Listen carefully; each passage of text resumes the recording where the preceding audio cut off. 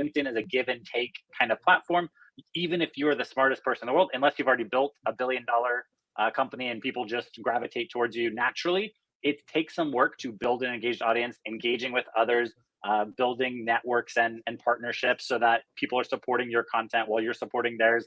And so those elements I feel like are usually missing in this kind of motion. All right, everybody. We've got two incredible marketing leaders here with us for this panel discussion. And we're hopefully going to break it down for you with them. Join me, please, in welcoming our first panelist, Justin Rowe, who's the founder and CEO of Impactable. Impactable is a leading B2B LinkedIn ads agency. Justin, thank you so much for joining us for this panel today. Thank you so much. Happy to be here.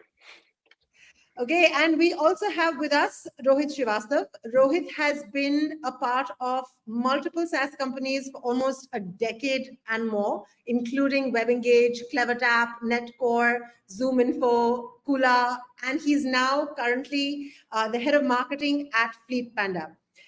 He also runs the free Slack community S11S that brings together almost 4,000 B2B marketers. Rohit, again, thank you so much for being here with us today. Thank you so much, Pallavi. Quick fact, I've worked with Impactable at Fleet Panda and love the proactiveness that they show. So recommendation from you. Thank you. Appreciate it.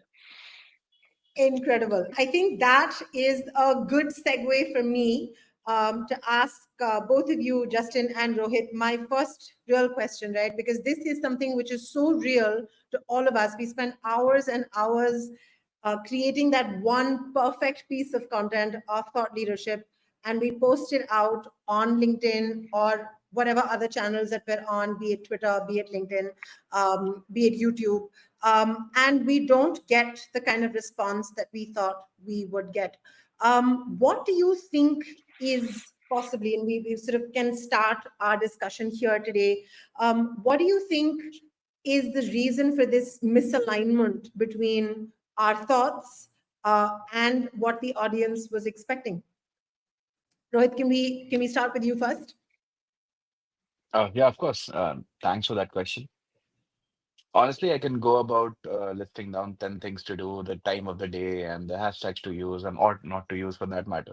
But honestly, all of that keeps on changing. The algorithm is smart enough to learn, and every new blog post that comes every week will have some relevancy there.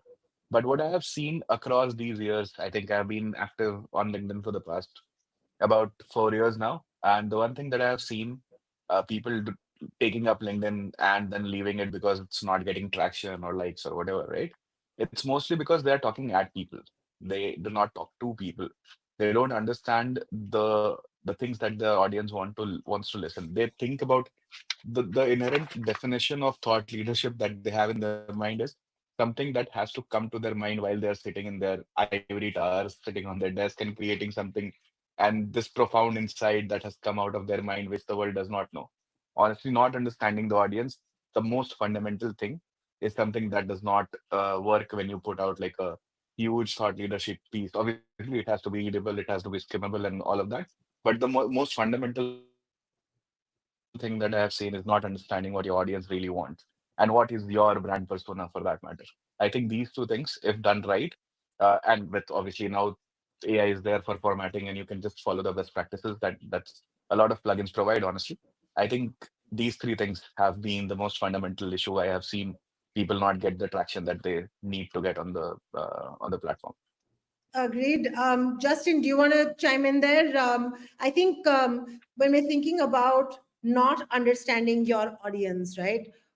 What is it? What does it take to understand what your audience wants?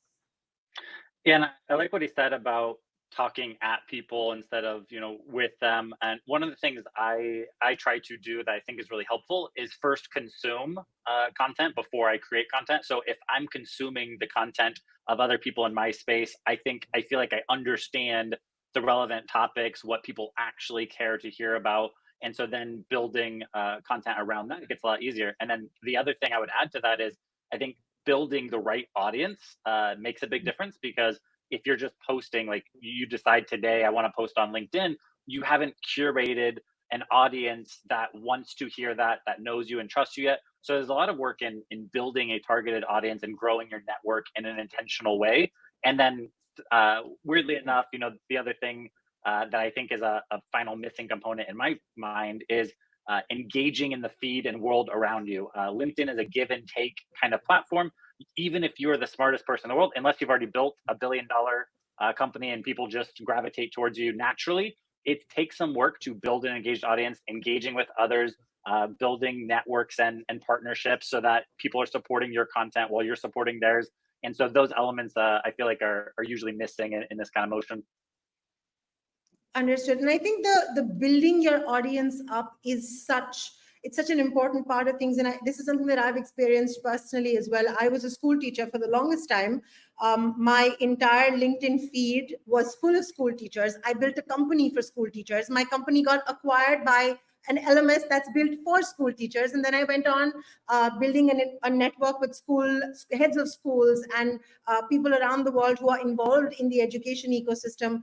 And a very small part of that were founders of tech companies as a result of that, right? And now I'm a marketer, marketing to tech companies, and I really needed to build my LinkedIn feed from the ground up, quite literally over the last few years. And I know, Rohit, this is something that you helped your founders at previous companies do. So tell us a little bit about that. Yeah, that's a great question to ask because a lot of people just overlook this fact and they just start putting out content from day one. I think one of the things that I do with whichever founder that I work with in my capacity is finding out is your network consisting of the right people that you want to reach out to. For example, if you're building like as you said, if I was building a platform, a software for school teachers, I'm pretty sure I don't have even a single school teacher in my network. So I would go about actually adding, first of all, as Justin said, go into those communities, follow those thought leaders who are already creating these kinds of content, go into their comment section, start engaging in some meaningful way. At the same time, do it like a playbook, block like in half an hour, 1 hour every day, where you do this manually. And I'll tell you how I actually do this is I start with, so for example, right now, let's take your example, right? If I am a new person building a software for a school teacher audience, I would go to Pallavi's profile, first connect with her, then go to the knowledge graph, the people graph of LinkedIn, is people you may know. That's the best possible way. Let LinkedIn do your work. That's the best possible way to find actual organic active traffic because the people that LinkedIn will suggest is actually the people who are actively using the platform either to consume or create content because LinkedIn wants you to network with those people so that you are also attracted and engaged on the platform. And I'll just do every day 30 minutes every day, 15, 20 minutes every day for the next 1 month. Just do that. Go whichever new people that I'm adding, go engage on their comment and spend 15 minutes and adding like 20 people to my network. At the end of the month, you are having like 1,000 new people that are exactly your ICP and that have seen you engage with Pallavi's content for a year, for a month, and then Pallavi plus plus, right? So three, four, five Right. people like Pallavi. So now you're not an outsider, and now you're not talking at them, right? You are one Mm. of those guys who is actually giving back to the community, adding something meaningful. At the same time, you become one of their own as well. So that is how I usually go about it. And then I start that entire thought leadership calendar of sorts from the second, third month is when I actually get into that. So We're that's my gonna playbook. uh, just hold your thought about the thought leadership calendar because I'm going to come back to that. But I do want to ask Justin a quick question. And I know, Justin, you've built yourself a whopping audience on LinkedIn, right? And whenever I've engaged with any of your content, most of the folks who are responding in the comments or interacting with that content are quite literally precisely the ICP that you're targeting. There's never folks who, except for the odd here and there, there's never folks who aren't relevant to you and to the content that you're posting, right? Talk to us a little bit about how you started that out, because I'm sure that that's going to be equally relevant to everybody listening in today. Yeah, so one thing I learned early on is the people sending you connection requests are likely the people that want to bake you into their network and sell you something. And if you want to build your own network, you need to do it intentionally by sending out your own connection requests. So, Mhm. kind of as was mentioned, I think that's a great way to find relevant people and then use LinkedIn's recommendations. I traditionally would take like a LinkedIn search, or I would go to the Sales Navigator and get more lasered in and say, yeah, this is my ICP group. And you can layer on a filter with Sales Navigator and say, my ICP that's recently posted on LinkedIn. So get some of the most active users as well and bake those in. And then I like to have kind of a mixture. Like typically the people that I actually want to work with aren't overly active on LinkedIn or creating content a lot of the times. And so I try to balance it like ICP fit people, active people who maybe are, loosely connected or in, selling to a similar audience as me. I think that's highly relevant to connect with other creators who are serving the same audience. So even though I don't technically want to work with them, they're very beneficial. They're active, they're creators, and I can do collabs. But then I send 15 to 20 connection requests a day as a very specific motion, and then you can lead through your content as well. Like so, if you're posting images of puppies and kittens, while that might get impressions and traction, you're going to get a flood of the wrong kind of attention. So I think it's better to grow slowly and intentionally. But yeah, getting a targeted search group, sending connection requests, and then I do love the tip about like kind of branching out from LinkedIn's recommendations. One of the things I did early on was if you liked my content, sometimes I would then go to your profile and like three of your posts. If you commented on Mhm. my, I would then go to yours and I would make sure I engage. And it does a couple of things. It's this kind of quid pro quo unspoken rule on social media where we're helping each other. It also like really fuels LinkedIn's algorithm of if I engage with someone's content and send them a message. My post will then get priority on their feed next when I post. And so I'm doing these things like to be a good human, but also I know that it also fuels how the algorithm works. I don't want to make it sound like I'm just gaming the system, but the two go very hand in hand. Absolutely. That's very comprehensive, Justin. Thank you for that. I'm so when we're thinking about building this audience, right, and you're talking about sending people for the right ICP, these connection requests, and engaging with their content, one of the things that still happens, right, is that there's so much noise in the ecosystem, on the channels, on the different networks and platforms that we're in. Even though you're connected to the right people, you're still not able to break through. And I think a lot of the times that's really where much of the thought leadership fails to lead anybody anywhere, right? How is it that we can leverage the certain strategies that we can leverage so that we can try and break through that noise, cut through all of the fluff, and really stand out to our ICP? How do we do that? I'm going to ask Justin to sort of chime in on that one first, because he's really big on video, and we were just talking about video with Lindsay in the session before. So Justin, if you want to just maybe take a lead on video content there as well. Yeah, I do think video is, doing something different than other people are doing. So video is a great format, and weirdly enough, I'm not the kind of person that wants to put myself out in the open. I did it because I want to do what's best for the company, and putting yourself out there is one of the least expensive and most effective ways to do it. And video is a great format because not only they get to see your personality, and I think that is key. Like, and these are social platforms, so even though people do come to LinkedIn to learn and improve their business, there's also this social element. They want to feel like they know you, understand you, know what you believe in, dislike, and so getting that conveyed, I think it is really important. The other thing I think is really key to think about is don't don't attack LinkedIn as if it's the ocean you're trying to boil. If you're a newcomer to content and you comment, it can be really kind of scary to say, okay, I'm one person in marketing or tech or whatever. How am I going to compete with these massive people? If you do the first step I said, which is intentionally build your own network with 15 connection requests a day, chances are most of the people that are connected to you, they don't share the same connections that you do. They don't have the same feed. They're not connected to all these big influencers that are intimidating you. If you even post 2 or 3 times a week, chances are to the average person on LinkedIn, you're dominating their feed. So while you might Mm. feel inadequate and that you aren't making a dent, if you have 1,000 connections, that's your pond. You don't have to worry about the whole ocean of LinkedIn. Worry about creating authority in your small pond. And 2 to 3 times a week is usually enough to be one of the biggest voices in their feed. And so that's a really powerful thought. But then, yeah, the format, the frequency, the engagement, and some messages, and even going offline and saying, hey, let me have, if I have more time than budget right now, let me book a bunch of calls, let me like try to strike up some partnerships, understand people. Like, it goes a long way to create those. But yeah, the idea of a pond versus the ocean concept can really be a big thing that demystifies some of this, makes it a lot less scary for you. Absolutely. Rohit, on that note, talking about scary, right?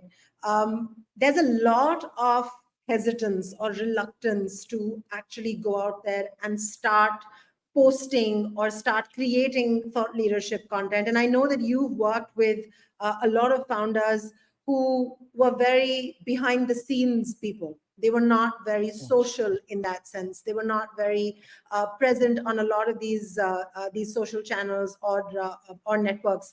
How do you sort of overcome, both as a founder or as a marketer who's writing either for the founder or trying to push people in their team to create thought leadership content?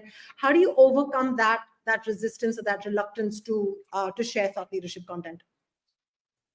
Um, Great question again. I think there are two parts of that answer. One is thankfully for people like Justin, and then there's Chris, and then the like Dave Gardard is there, then David Cancel. Like all of these people have been shouting on the top of their voices that guys, you need to come on LinkedIn, and finally founders have come to accept that reality. Okay, I mean it's not a do or die situation, but at least they appreciate the opportunity that a platform like LinkedIn gives them to own their voice and own their audience.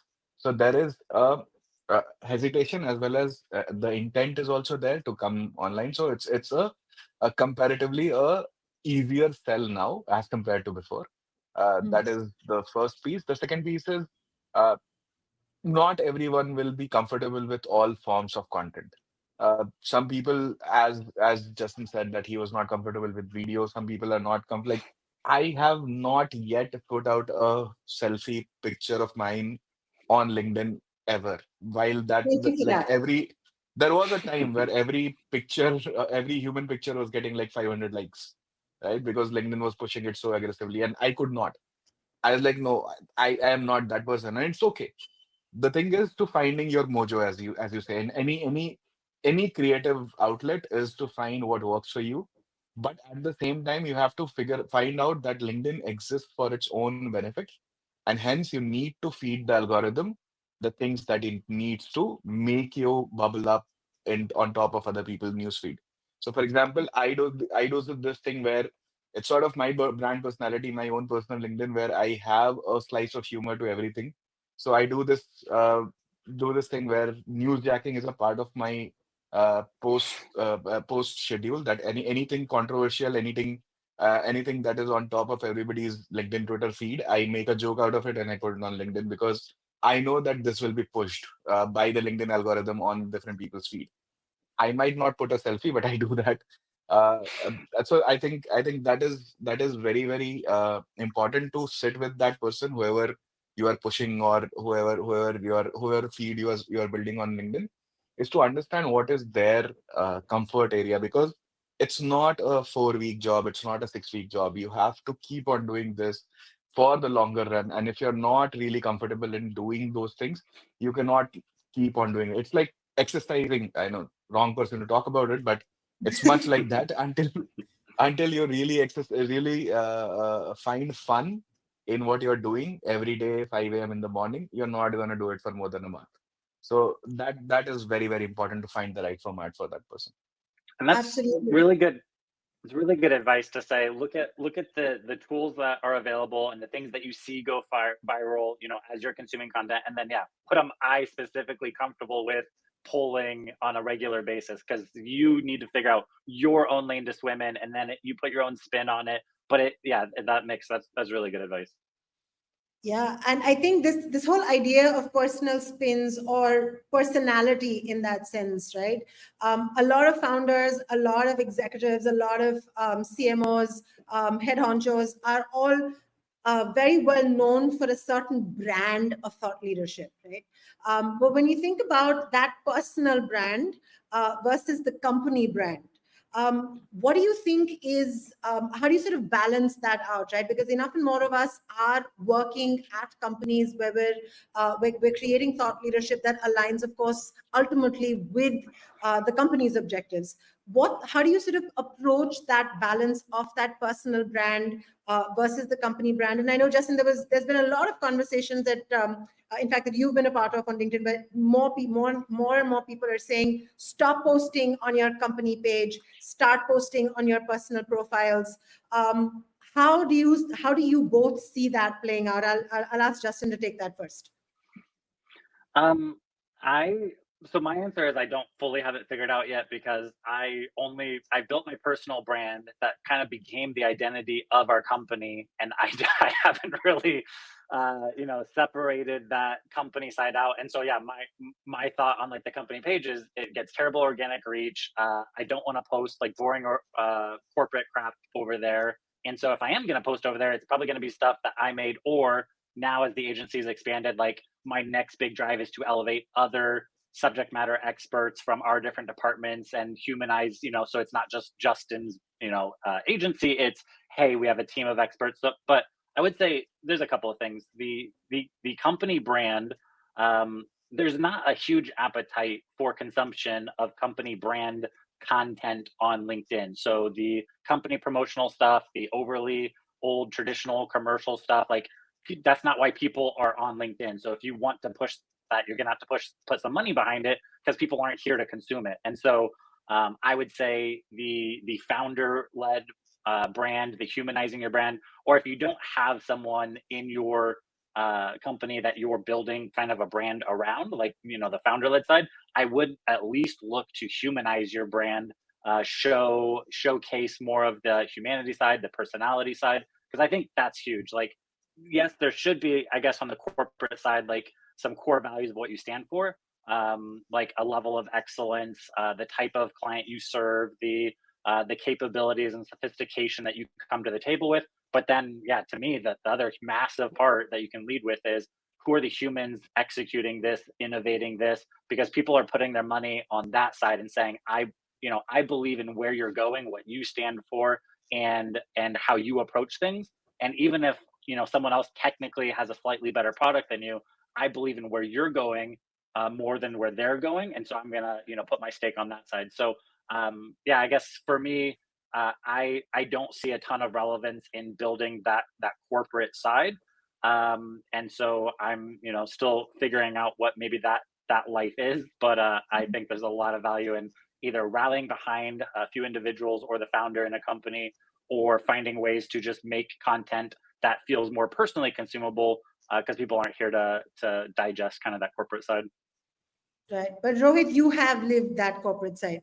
So Yeah. talk to us a little bit about that balance between founder-led brand, or like Justin just said, the brand of that's created by or backed by the teams or the employees of the company versus the company brand itself.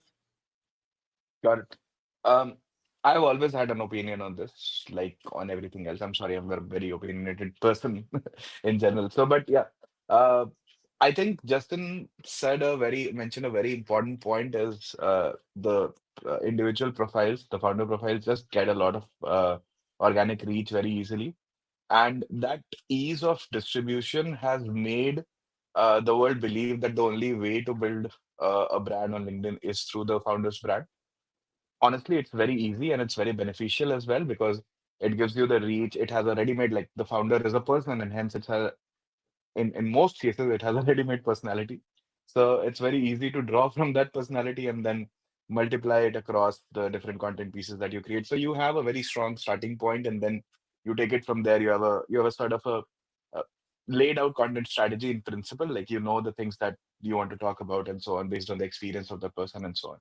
But we should not forget, like I'm pretty sure I am if I ask you directly, like who's the founder of MailChimp, like 8 out of 10 people will not be able to name those people, right? But at the same time, you know who Mark Benioff is, who Dharmesh Shah is, and so on. But does that make MailChimp any less of a brand, right? So you can absolutely build an awesome online brand without even the founder speaking once to the audience.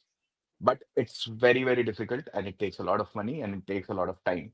Hence, the easier way out is the founder branding. And if you want to take that route, you should take it. But I want to put that out in the public that it's not a make or break thing when you're doing it. People do it or we do it. I am one of those guys who do it because it's easier, it gets you more distribution, and it makes the brand automatically more human because people at the end of the day buy from humans.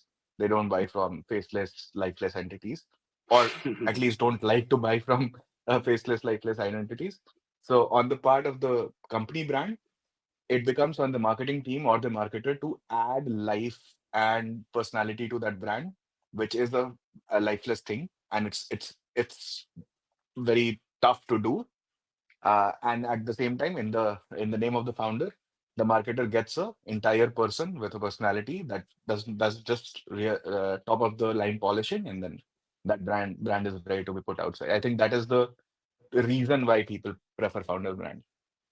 To Got what it. you said, if they don't have a founder brand, three brands sprung to mind. There's Duolingo, Progressive Insurance, Geico. Like, and yeah, I have no idea who's running the company, but their advertising and their marketing has personality, and I guess that's Yeah, maybe the common thread that has exactly. personality, has a life of their own. They're doing something different, humor, and so yeah, you can do that. I think it takes more budget and more like Yeah, creativity to do exactly. that on a Always, corporate level.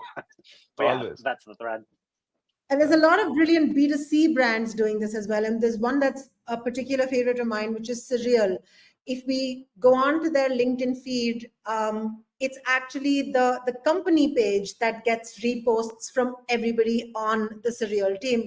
They have absolutely phenomenal, hilarious content. And I think uh, I was reading a little bit about their entire content production engine that they've built out. Much of it is, I mean, and it's not fancy pants, high production videos. It's literally just slides or carousels put up on LinkedIn. And one of the trends that they've picked up is to actually just post pictures of billboards. We don't actually ever know whether or not these are real surreal billboards being put out in the streets in England, but it makes for a fantastic marketing campaign. So loads of creativity. I'm not entirely sure whether it's really big budget or not, depending on whether they actually put those billboards out there or not. But I think we've got a lot to learn from B2C brands when it comes to, I'd say, company branding.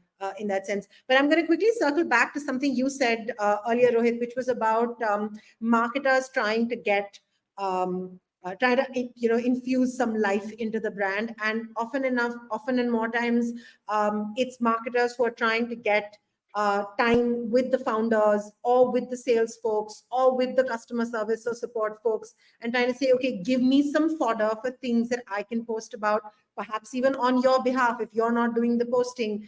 I know that you have a system to do this, Rohit. Tell us about that system. Mine started accidentally, but this is what I do. Thanks for asking about the system. It's very rudimentary, so don't be very hopeful about it. But it's very, very simple. Where I One thing I have learned by working with founders for the past 10 years is the only way to get work done with founders is block their calendars. There's no Asana, Jira, Trello built in this world to get stuff out of your founders' to-do list because it's always very, very long. So what I do is every week or a couple of weeks, I sit with the founder or whichever leader that I'm working with, and I do like a journalistic interview with them, just understanding who this person was. So, for example, if I was doing a cover story on them, so for say People's Magazine, what are the questions that I would ask them? And I go on and ask them. I'm like, okay, tell me, how did you decide to become the founder of this company? What led you? What was the Eureka moment? What was those experiences that cumulatively make you this guy and make you suited to be this person and so on? And these are like there's now for the past couple of years, I have drilled it down to say 5, 7 questions in the first call and then the 5 questions in the next call and so on. So now there is a playbook, but essentially it started with a very leading list of questions for those subject matter experts, and I record them on a software like Avoma or Gong or Chorus, something like that, which transcribes it really well. I take that transcription and I put it into ChatGPT and ask it to give me the common themes of conversations that I have gone through that in that conversation. Then I create an Excel sheet. I just create different story points. Again, this reminds me of a great book. The book is called Story Worthy. Everybody should read it. Very highly recommended from my side. Storyworthy gives you an idea about like what incidents can be turned into a story. So based on my intuitive understanding, I create story moments out of that conversation. Just put it like a prompt kind of a style in a Google Sheet, and then pick the fodder from the conversation that I have had and create like 10 posts out of that. Send it to the founder for understanding, adding a spin of their own, and then scheduling based on the best practices possible. So that gives me like a calendar of sorts and getting that content out of the people that they did not know existed with them. That sounds great. And I know, Justin, you put a bunch of thoughts in the chat. Why don't you elaborate on that?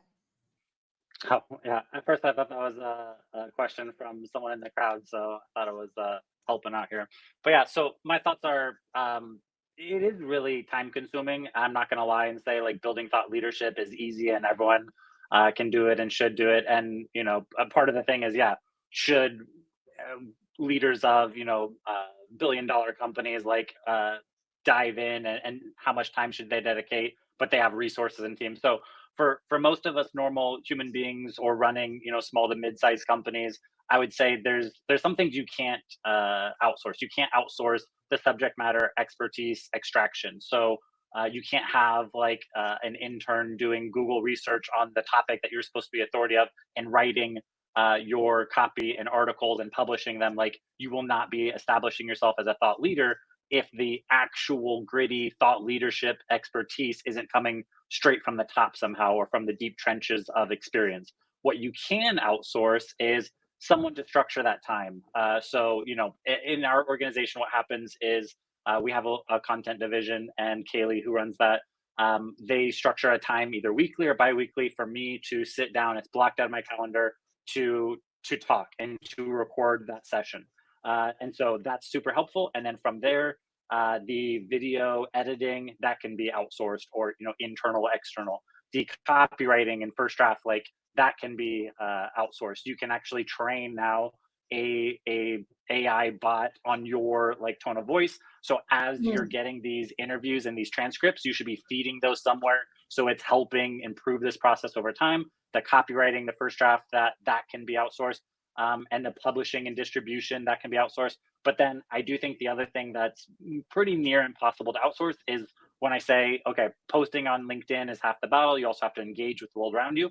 I don't see how you can easily outsource that, because the thing that gets the most traction is thoughtful comments, either engaging with your post comments or engaging with other people out in the world in a thoughtful way, drawing from actual expertise. Because yes, you could trick the algorithm with just like 100 surface level, like, I agree, this is great, love it, like type of comments.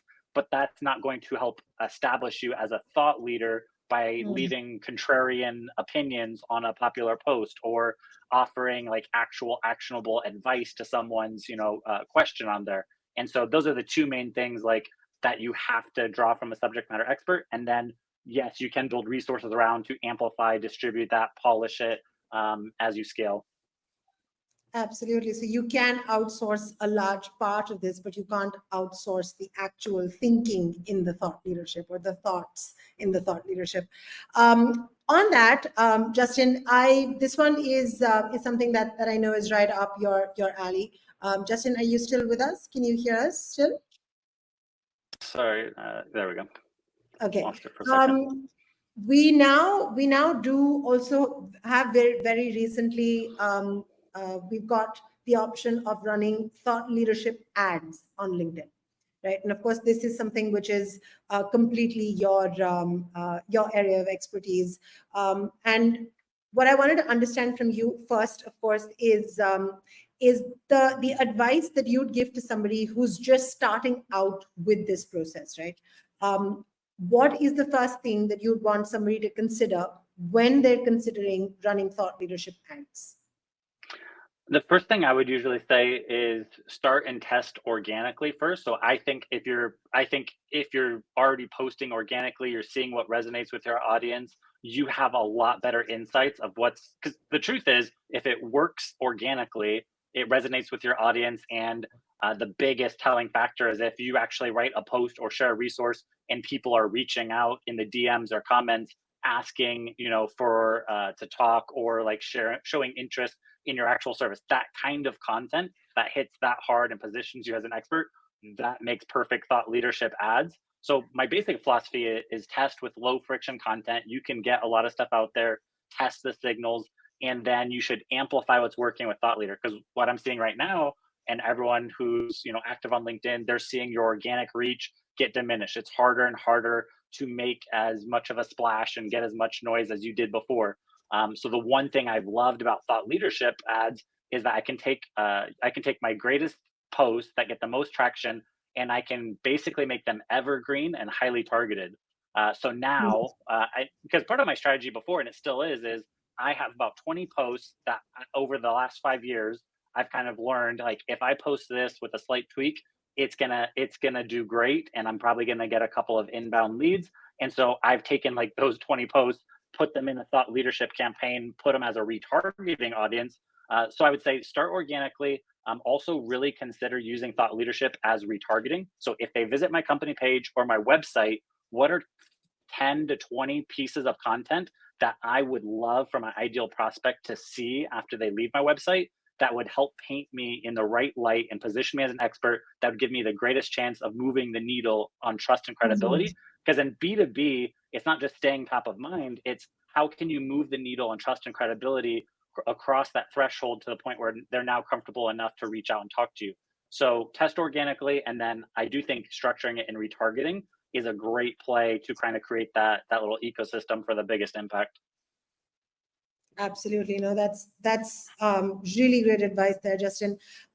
In terms of measuring the success of thought leadership, right? Of course, I know that with ads, this becomes a lot easier because you've set yourselves certain success metrics for your ads. But going beyond ads as well, how do you recommend for both organic as well as for paid thought leadership initiatives? How do you recommend measuring the success of these initiatives? So that's still me. Yeah, please. And then I'll ask Rohit to chime in. So yeah, for measuring success, yeah, I didn't come from like the social media side of the world, and when I came on the paid ad side, so I'm always constantly looking for like down the funnel. So for me, I'm not measuring on likes and engagement, although that is nice to have. I'm measuring on things like, did I get someone that looks like the client I want to serve in my engaging with my content? So there's a couple of things I look at. I look at profile viewers from ICP fit prospects. That's a great indicator that I'm moving in the right direction. If my comment section of an engagement on my post is more concentrated in the areas I want to serve, that's great. If I get actual messages either in my comments or in my DMs from people that are actually reaching out based on my content to want to talk to me or my team, like, that is amazing. And then we ask every single call booker how they heard about us. So I do rely on channel attribution for influence. We also require all the call bookers to tell us where they heard of us. And so seeing that touch point of the people that say LinkedIn post or LinkedIn, now it's blended between, is that organic or is that paid?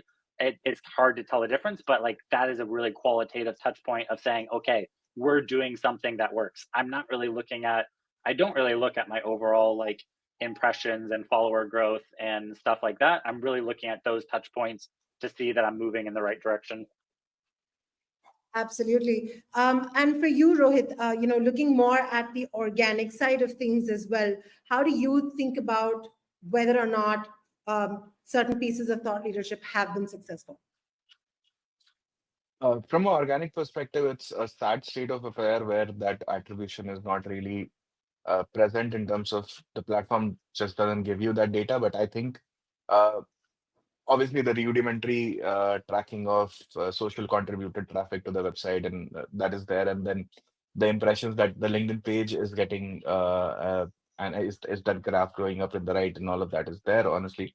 But I think um, the only way that I have seen this really panning out, because organic is something that takes a long while to work out, and then it sort of crosses a threshold where it becomes dependable month on month. I think it has just been tracking month on month the aggregate numbers. That is the traffic contribution from a brand perspective and from a social media contribution perspective. Has it gone constantly up or not? And obviously now you have reverse IP tools to give you that data, that if that traffic is relevant or not.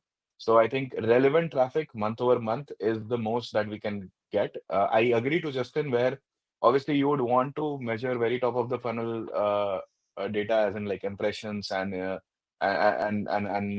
likes and all of that. And you can go into post analytics and actually see if the ICP is closely matching to your ICP or not. But at the Mhm. same time, since LinkedIn is like a constantly refreshing feed, impressions might not always mean that people have even learned or read your content.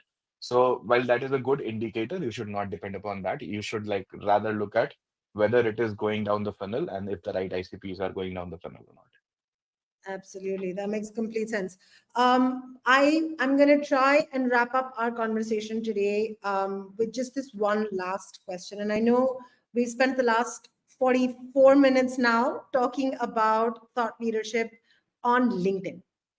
But thought leadership does exist outside LinkedIn as well, right? So I'm going to take a few closing remarks from both of you about where else founders, marketers, folks on front facing teams, customer facing teams, or audience facing teams, where else can they try and build up their thought leadership presence? Is that for me? Why don't you start, Rohit? Go for it. Okay. Uh, I would have obviously I would list down all the conventional channels that you see right now is basically knocking on the famous podcast doors and going as a guest. The good old guest blogging, guest posting still really works well. Uh, One of the things that recently, and I'd let actually Justin as an expert on that side, he can more expand on that maybe, but I'll actually focus on the other side, which I have sort of learned in the past year and a half working in a very core niche vertical SaaS company called Fleet Panda, is the small mixers and small associations of businesses where your customers hang out, like trade association and industry conventions. Those are the smaller events where you want to speak and you want to be a part of, where you can actually Mhm. share the tactical subject matter expertise, uh, and where people actually lend an ear to you rather than the networking big conferences that that you get. So I think the micro conference speaking gig is a great new channel that every founder should look at. Either they buy that speaking opportunity through sponsorship or through relationship building, or they have a very differentiated point of view. Either which ways, I think the micro conference, the micro event mixer speaking gig thing, whatever you call it, I don't have a term for it right now, but I think that has worked really well for me in the past 1 year, where my founder has just been in every association meetup in and around our geography. And I would highly recommend that for building thought leadership on ground and shaking more hands. Got So it. that's one thing that I'll say. Super. Justin, really quick take on that before we close. I agree with the micro conferences, little in-person get-togethers, and the one addition I would add is I think YouTube is an amazing place as well, because it's also YouTube podcast or something like that, where it's a collection of bingeable content that if someone discovers one, they can then discover a whole series. I think that's a great way to accelerate it versus feed by feed, post by post. I would leverage those platforms as well. Absolutely Yep. great. Fantastic. Gentlemen, thank you so much for your fabulous insights. That is all we have time for today. Unfortunately, I know we could have continued talking a lot more. So thank you, Justin, and thank you, Rohit, very much for being a part of this panel. And I hope we've been able to share some interesting details with the audience today.